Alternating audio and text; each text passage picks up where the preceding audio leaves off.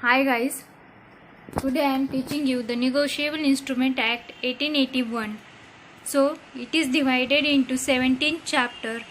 Let us see the description in very shortly. The first chapter is regarding the preliminary section which come under section 1 to 3.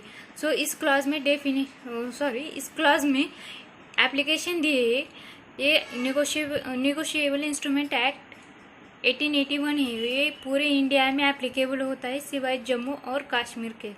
The next chapter is notes, bills and cheques come under section 4 to 25. So notes means promissory note, bills mean bill of exchange and checks. So what is mean by promissory note? In words में ही इसका description दिया है। promissory notes means इसमें कुछ promise किया गया होता है पार्टी से। सपोज ये बी को 500 रुपये देने वाला है, ये प्रॉमिस ए ने बी से किया है और उन दोनों पार्टीज की सिग्नेचर और कोई उसको गवाह मान के कोई तीसरी पार्टी का सिग्नेचर, ये सभी उस प्रॉमिसरी नोट में आता है। The bill of exchange. So bill of exchange means what? जो किसी पार्टी को, सपोज हमें किसी पार्टी को पैसे देने हैं, उस पैसे देने के बजाय अगर हम उसका कहीं पर बिल थका हुआ है वो बिल पे करते हैं, जितने हमारे अमाउंट फिक्स हुई है उतने अमाउंट हम फिल करते हैं, तो वो बिल ऑफ एक्सचेंज में। So it means exchange of bill.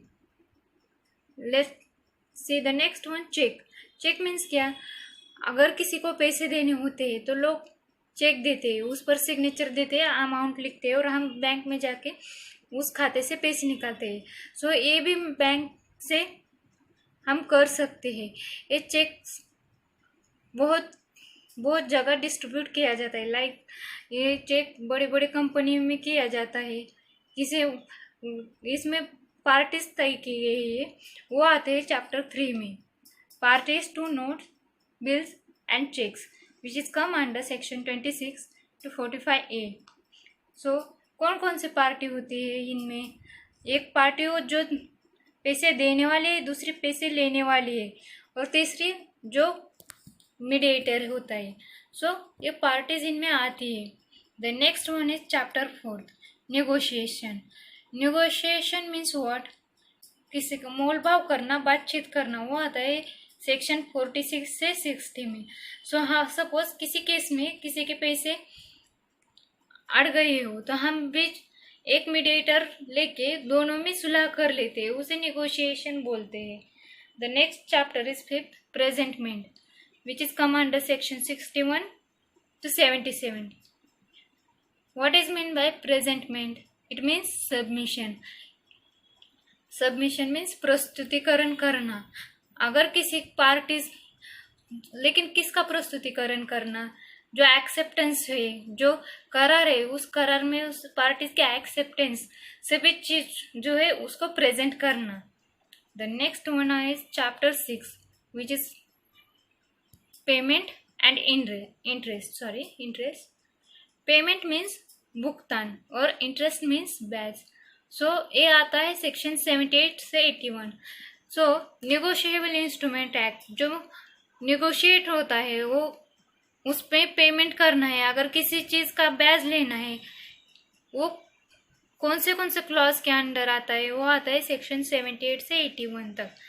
The next one is chapter 7, discharge from liabilities on notes, bills and checks which is come under section 82 to 90. So discharge from liability, discharge उसे छुटकारा मिलता है liability से। किस बात की liability? Promissory note, bill of exchange and cheque. The main thing is that negotiable instrument act depends on only 3 points. First one is promissory note, the next one is bill of exchange, and the third one is check, which is come under this chapter. The next chapter is chapter 8, notice of dishonor. So अगर किसी notice का dishonour किया जाता है, disrespect किया जाता है, तो वो आता है सेक्शन 91 से 98 तक, मीन्स उसके एक्सेप्टेंस इग्नोर करना. So many cases are come under this chapter. The next one is chapter 9, noting and protest. Noting means what?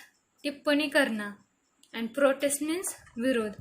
जो क्लॉज होते हैं उनमें कुछ डिफेक्ट होते हैं, ड्रॉबैक होते हैं, उसका विरोध, उस पर टिप्पणी करना, उस पर विरोध करना, वो आता है सेक्शन 99 से 104 तक. The next chapter is chapter 10. It is regarding reasonable time, come under section 105 to 107. Means सभी चीज को टाइम दिया होता है, वो रिजनेबल होता है, वो उचित टाइम होता है. वो उचित टाइम क्या है वो आता है इस सेक्शन में. The next one is chapter 11, acceptance and payment for honour and reference in case of need, come under section 108 and 116. Acceptance, समोर अगर आगे की पार्टी एक्सेप्टेंस दे रही है, परमिशन दे रही है टू पेमेंट फॉर डिसऑनर, जिस चेक का सम्मान हुआ है उस पे पेमेंट कर रही है, रेफरेंस जिस संदर्भ में हुआ है, इन केस ऑफ नीड्स, वो आता है सेक्शन 108 से 116 तक. The next chapter is chapter 12 regarding compensation, come under section 117. So this is also term of contract. Compensation means what? नुकसान भरपाई जो होती है किसी क्लॉज में, किसी करार से किसी पार्टी का नुकसान हुआ है, वो नुकसान इस सेक्शन के द्वारा भरा जा सकता है. The next one is chapter 13, special rules of evidence. Evidence के जो स्पेशल रूल्स है, जैसे कि वो आता है section 118 to 122, like as principle of estoppel. Estoppel means to stop doing something, to stop, वो आता है chapter 118 to 122. The next chapter is 14, cross cheque, which is come under section 123 to 131, sub clause A. It means काटा गया check. अगर कोई check काटा जाता है किसी वजह से, वो रीज़न क्या है उसके पूरे डिटेल्स आते हैं सेक्शन 123 से 131 तक. The next one is chapter 15, bills in sets, which is come under 132 to 133. And the next chapter is chapter 16, international law.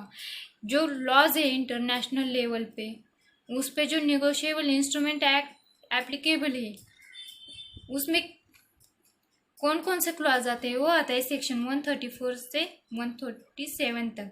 And the last one is chapter 17, penalties in case of dishonour of certain cheques for insufficiency of funds in accounts, which is come under section 138 to 148. Section 138 is very important because ये जो clause है, इस clause के तहत government ने एक सिफारिश की थी कि जहाँ पर ये केस, सपोज जहाँ पर ये एग्रीमेंट हुआ है रिगार्डिंग निगोशिएबल इंस्ट्रूमेंट एक्ट का, वहीं पर हम केस दर्ज कर सकते हैं. So this is very important point of view regarding the exam and knowledge. So the whole of the Negotiable Instrument Act 1881 is given is here. So guys, please like and subscribe my video and share it also. Thank you very much.